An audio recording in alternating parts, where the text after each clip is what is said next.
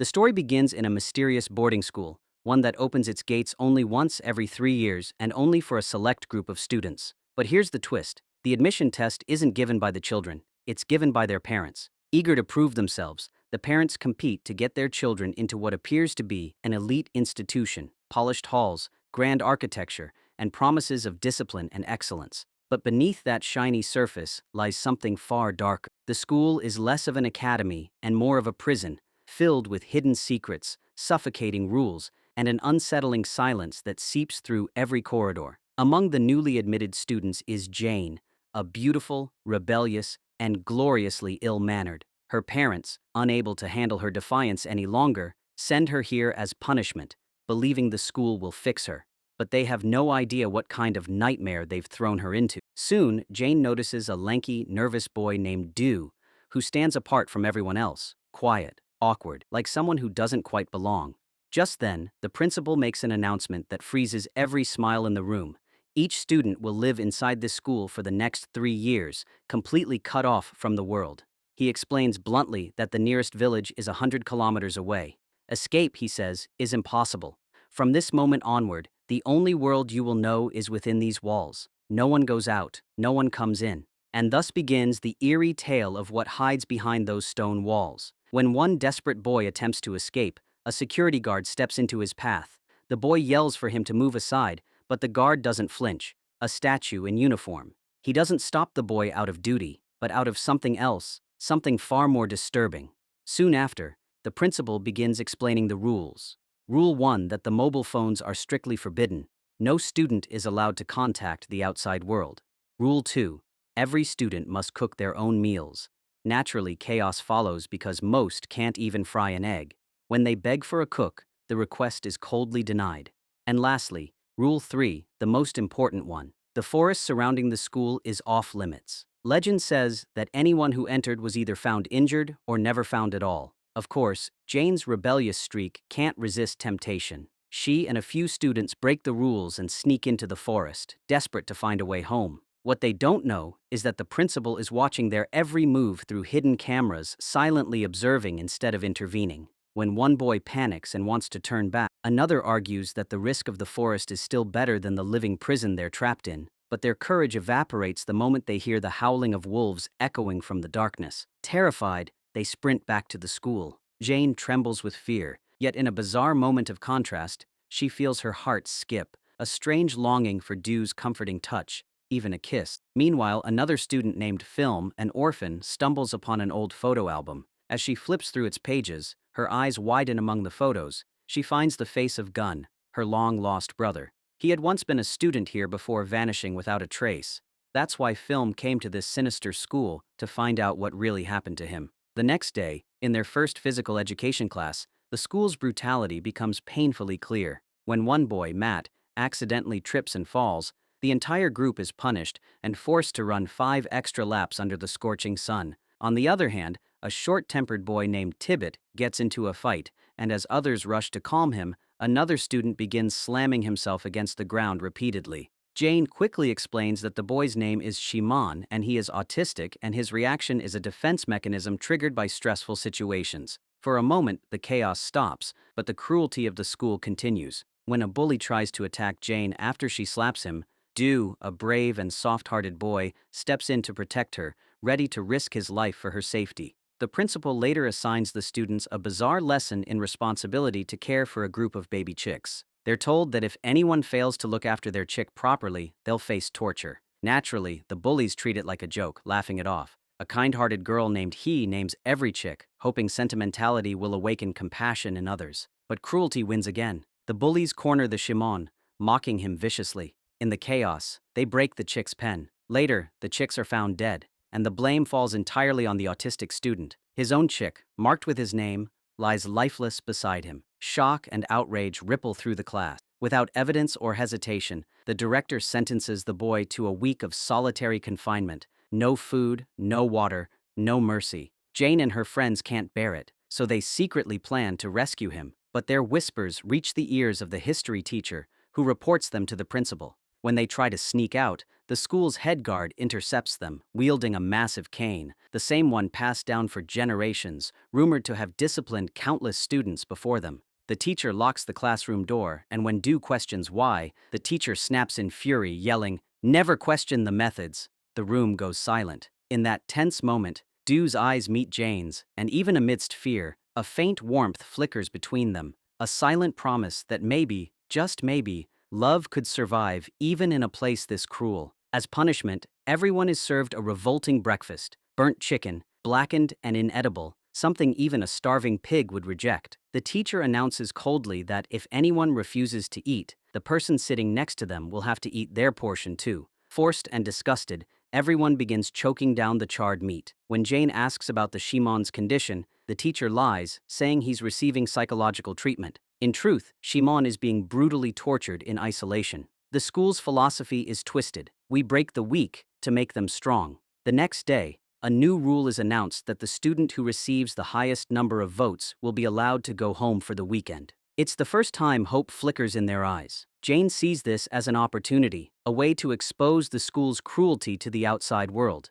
Every student is asked to write a letter explaining why they deserve the votes. The main bully begins bribing others, trading food for votes. When Jane confronts him about it, his temper flares again. And just as the situation starts to turn dangerous, Do steps forward, placing himself between them, ready once again to protect her from whatever storm comes next. He was ready to risk his life for Jane. In his eyes, her safety mattered more than his own heartbeat. Soon, the school stripped them of their identities. Each student was assigned a number. Do became number 2, and Jane was marked as number 8. Their names, their pasts, even their sense of self, erased in a single command. Now, every morning, Jane sat in the lunch hall directly across from Do. Whenever their eyes met, something unspoken sparked between them, a silent electricity that even the air seemed to sense. But in this place, love was forbidden as freedom. Cameras watched from every corner. A hug could mean punishment, and a kiss?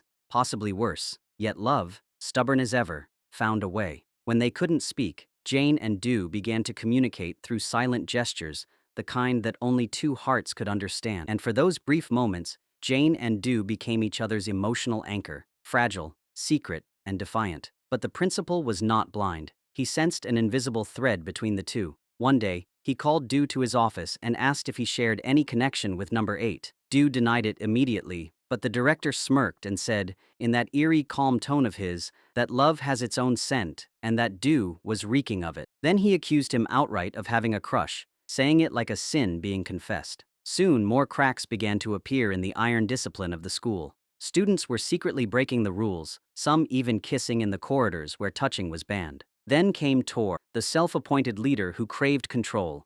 Pretending to help everyone, he deceived them instead. He gathered the hungry students and promised food only to toss a sheet of paper on the table. It was a chilling proposal, as the team that wins will eat, the team that loses will starve to death. The teacher, with a twisted smile, split the students into 2 teams and handed them a single rope. At first, it looked like an innocent childhood game. But then came the real rule: keep pulling until the other team lets go. Don't stop, even if it hurts. What followed was pure chaos. The 2 teams lunged at each other like starving dogs fighting for scraps. The air filled with screams and dust. Jane's stomach twisted in horror as she begged them to stop, shouting that this wasn't a game anymore. But no one listened. When the violence reached its peak, Film, unable to watch any longer, ran forward and untied the rope. The teacher stormed toward her, furious, but Do pushed him away in defense. The teacher stumbled, crashed into a table, and split his lip open, blood marking the end of that barbaric contest. But the relief was short-lived. They didn't realize that punishment was waiting. Hours of confinement in a room that reeked of spoiled milk, the air so foul it clawed at their throats. Still, for Jane, the only thing that gave her strength was the silent glance she shared with Do. Her love was the only thing that hadn't been stolen yet. The next morning, the teacher entered the class and asked if anyone regretted what they'd done. Their answer came in unison, so their next punishment began. They were forced to kneel for hours before something called the Tree of Rumors, beneath numbered lamps that glared like judgmental eyes. The teacher's gaze swept across each of them, waiting for someone to break and confess guilt. But instead, in that unbearable silence, Jane and Do decided it was time to act. They would escape. That night, they gathered the others. They reminded them of the bus that had brought them here. Their plan was simple, dangerous, and utterly desperate. Break into the director's office, steal the bus keys, and flee. When night fell, they killed the power, and to create confusion, one of the students filed a fake fire report. Others began shouting that the kitchen was on fire. Panic spread like wildfire. Teachers ran in every direction. During the chaos, they finally found the bus keys. They sprinted toward the exit, their hearts racing with freedom's taste so close they could almost feel it. But just as they reached the bus, the director was already there. His voice, cold as metal, cut through the night. End this childish fantasy. Do you really think your families are waiting for you? Then came his final cruelty as he invited everyone to celebrate with cookies. Exhausted and starved, the students devoured it without question. None of them noticed the faint bitterness, the sleeping drug mixed in. When they awoke, they thought they had made it home. Jane opened her eyes to the familiar sight of her neighborhood. But as she reached her house, the illusion shattered. Her belongings were thrown out on the street. Confused, she called out for her family until her aunt appeared at the door. With a smirk, the woman told her she had sold not just Jane's room, but the entire house. That's when the truth hit her. Her aunt hadn't sent her to that cruel school for her own good. She had done it to save time and money. Betrayal burned across Jane's face, mixed with heartbreak so sharp it could cut glass.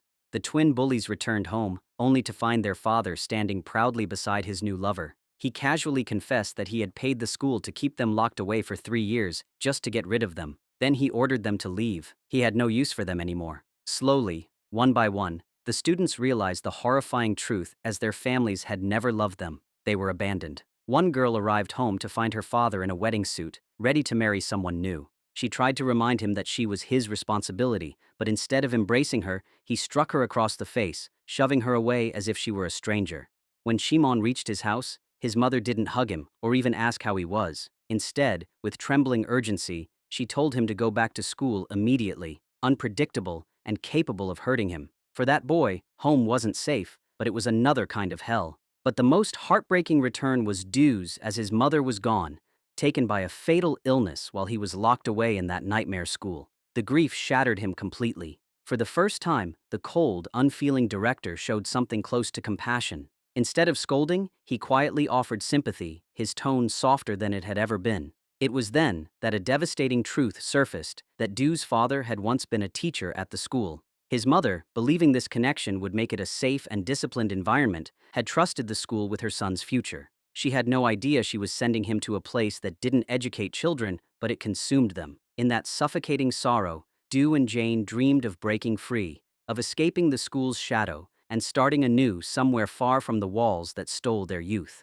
When all the children were brought back to school, the director gathered them and made a haunting announcement. He said the school was meant for those children whose families had rejected them. It was, according to him, a sanctuary, a place where they would learn about true love and real life, lessons their parents had denied them. But his words, like everything in that place, were a mask hiding rot. Outwardly, Du pretended to conform, the obedient one. But behind the facade, he whispered to Jane that he was done playing by their rules. He wanted to run away with her, to live a life ruled by love, not confinement. Jane looked at him seriously and said she couldn't follow him blindly until he learned to express what he truly felt. Meanwhile, deep within the forest, several teachers gathered under the pale moonlight. The meeting looked less like an academic conference and more like a dark cult ritual. One teacher suggested killing the students, cutting open their bodies for experiments. Another, colder still, argued that they should be kept alive forever, enslaved as servants, cooks, and cleaners for the faculty. The true horror of internado was finally beginning to surface, and the children were closer to that truth than ever before. The next morning, the students awoke to unexpected news as the classes were canceled. In their place, a grand welcome banquet had been arranged, the halls draped in color, tables overflowing with rich food and desserts. The children cheered, laughed, and felt relieved for the first time in months. None of them realized that this was not a celebration, but it was a trap. The teachers were fattening them up. Amid the laughter, Du confided in his friends that he truly loved Jane. His friends immediately burst into teasing smiles, tossing advice like confetti. One said the classic move was to give her flowers. Shimon, speaking quietly but wisely, suggested, "Hold her hand as if she's the most special person in the world." But their levity didn't last long. A teacher entered suddenly, handing out cups of bright red gelatin. The children ate it eagerly, unaware that something sinister was mixed within. That night, Those who had eaten the gelatin began to move like sleepwalkers, blank-eyed, emotionless, drawn toward the forest under hypnosis. 3 girls wandered silently through the fog, their faces lifeless, as though possessed.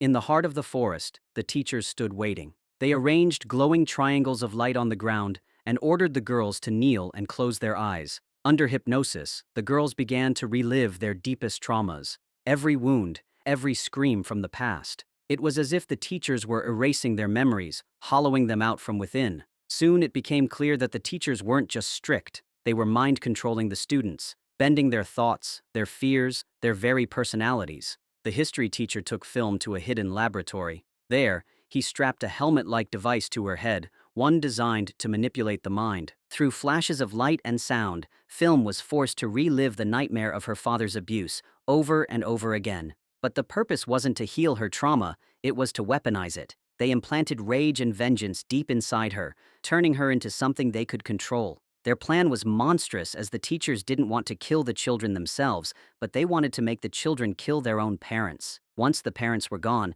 the teachers could seize their property, their money, their inheritance. While all this horror unfolded, Jane was walking alone in the courtyard that night, feeling a presence behind her. Her pulse quickened. When she turned, she saw Dew following her, awkwardly, almost embarrassed. He admitted that he was afraid someone might try to kidnap her. Jane smiled softly, teasing him to be a little more direct about his feelings. Nervously, Dew reached forward. She thought he was about to hold her hand. But instead, he picked her small lamp beside them and said, "My love for you is like this light. It never fades, even in the darkest night." Jane blushed, her cheeks warm in the glow, and confessed that she admired his courage and sense of justice.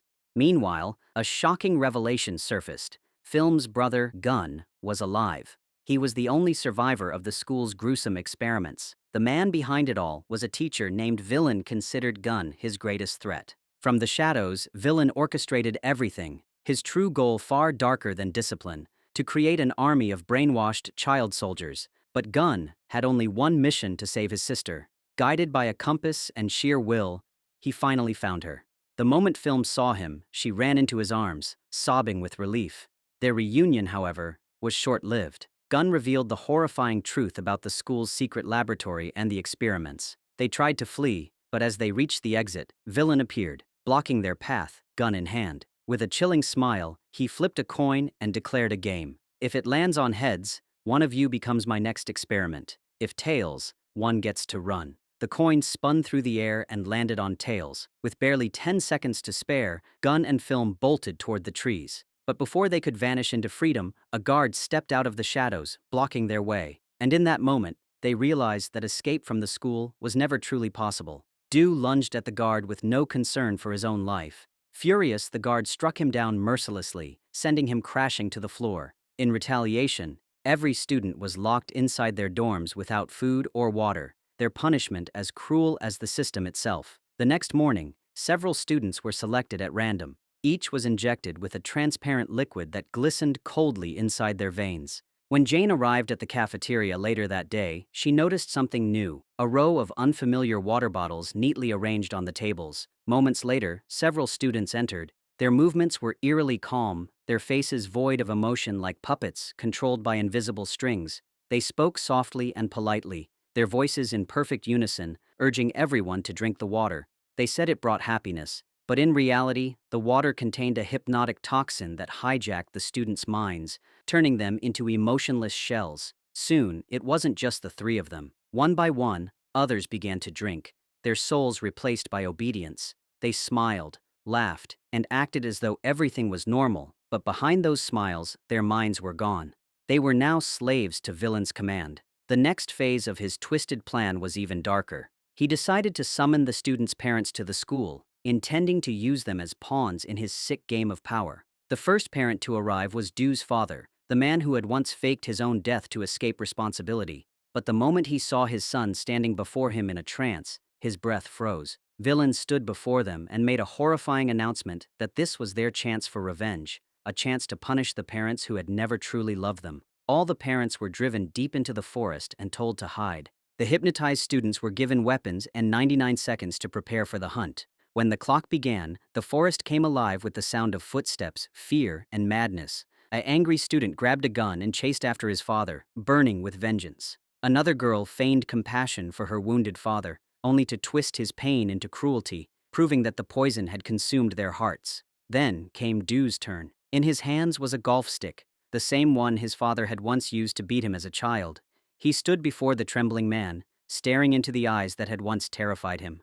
Everyone thought Dew was hypnotized too, but soon the truth surfaced that he had only been pretending. He unleashed years of buried anger, telling his father that a man like him didn't deserve love. He said he had met someone, a girl who showed him the kind of love his father never could. With that, Dew handed him a small device, one that would erase every memory of his son forever. Now his father could no longer hurt him, because he would no longer remember he existed. For Dew, there was only one true goal left: to kiss Jane. Jane smiled and told him she would be his girlfriend, but only after they freed their school from its darkness. Just then, a teacher spotted them and began to chase. In his panic, he slipped and fell. When he reached for his gun, Film stepped in front of Jane and took the bullet. The professor, however, wasn't just cruel, he was monstrous. He charged again, beating Dew savagely. Meanwhile, Jane tried to carry Film toward the main building, but her strength gave out. She fell, holding Film in her arms, tears streaming down her face. Film whispered faintly that she didn't want to die, then fell silent. A student lifted Film carefully, while Gun burned with fury. He attacked the professor alongside Dew, and together they fought until both were on the edge of collapse. Then, in one last, desperate move, Gun pulled out his hypnopen, a device that could turn the enemy's mind against itself. He activated it, and the professor's eyes glazed over. Gun commanded him to harm himself. The professor began striking his own body again and again like a man possessed. Gun watched, horrified, realizing that vengeance would only make him the same monster. He stopped the professor, choosing mercy over madness. Film was rushed to the hospital, and the hypnotized students were finally freed from mental control. The parents, who had witnessed everything, were administered medication that erased their memories. Villain, stripped of his control and alone at last, was sent to a mental asylum, condemned to live in the silence he once forced on others. A month later, Film fully recovered and returned to the school, greeted by cheers and warm embraces. Inspired by her recovery, Dew finally confessed his love to Jane. She smiled, placed a gentle kiss on his cheek, and told him she loved him deeply. Soon after, the director, old, frail, and haunted by his past, realized his time was ending. In his will, he named Gun as the new leader of the school. The next morning, when the staff entered his room, they found him lifeless in his bed. After months under Gun's care, and with Jane and Dew by his side, their school was reborn. The once oppressive halls now echoed with laughter. Students ate freely, played openly, and smiled without fear. It was no longer a prison, it was home. For the first time, Jane felt genuine pride. No child would ever again suffer because of their past.